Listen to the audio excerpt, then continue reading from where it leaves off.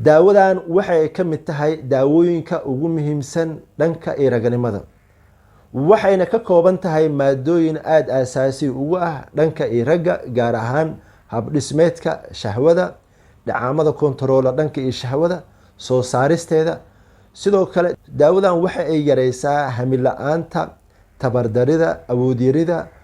ka qabsaday dhanka galmada ugu horeyntii inta aanan mowduuciga gudagalin saaxiibayaal inta hore ila socotay inta ugu cusub waxaan idinka codsanahay in YouTube kanaalkayga subscribe ka ilaagta aadan ka hilmaamin sidoo kale aad isoo weydiin kartid wixii su'aal iyo aragti aad u baahan tahay insha Allah waxaan isku dayi doonaa inaan kaaga soo jawaabo daawadan Ferticon waxay ka kooban tahay maadooyin aad iyo aad ugu muhiimsan jirka bani'aadanka gaar ahaan dhanka iragnimada waxyaabaha ay ka kooban tahay waxaa ka mid ah maadada loo yaqaano L-arginine oo ah maado ka qayb qaadata habdhiska raganimada sidoo kale waxyaabaha kale ay ka kooban tahay waxaa ka mid ah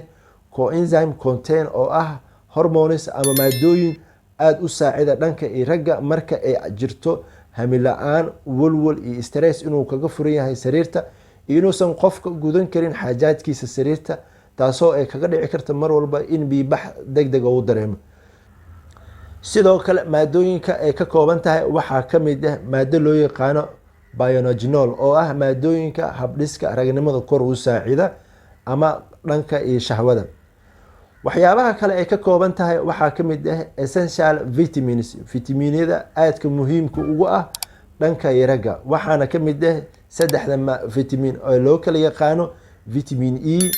vitamin C iyo maadada zinc saddexdan qeybood waa saddex aasaasi u ah habdhiska difaaca jirka uu leeyahay qeybaha kala duwan ee murqaha soo saarista shahwada dhacaamada taranka iyo in ay ka ilaaliyo qofka inay hoos ugu dhacaan hamiga sariirta iyo in qofka uu noqdo qof aad ugu firfircoon dhanka galmada waxtarna u yeelata shahwadiisa waxyaabaha ay ka hortagto ama ay yareysa daawadan waxaa ka mid ah qofka marka ay ku dhacaan marxaladaha loo yaqaano hypogonadism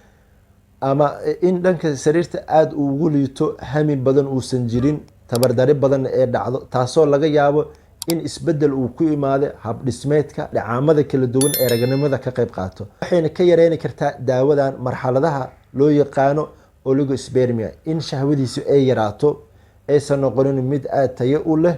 aadna ugu firfircoon waxyaabaha kale ee yareyn karto ama ay ka ilaalin karto qofka waxaa ka mid ah in semen fluidka morphology-giisa isbedel uu ku dhaco qaab dhismeedka shahwadu in dabcan isbedel uu ku imaado ama waxyeelo ay soo gaarto taasoo qofka aysan gudbi karin shahwadiisa marka ay morphology-ga ama habka shahwadu u samaysneed ee aad u cilidoodo waxyaabaha ay aad ugu qabanaysa daawadana ama ay yareyn karto waxaa ka mid ah in qofka marka haasaawinimadiisa ay aad u yaraato concentration badan inuu yeesho hamin badan uu soo galo marxaladaha hamiyarida marka ay ku dhacdo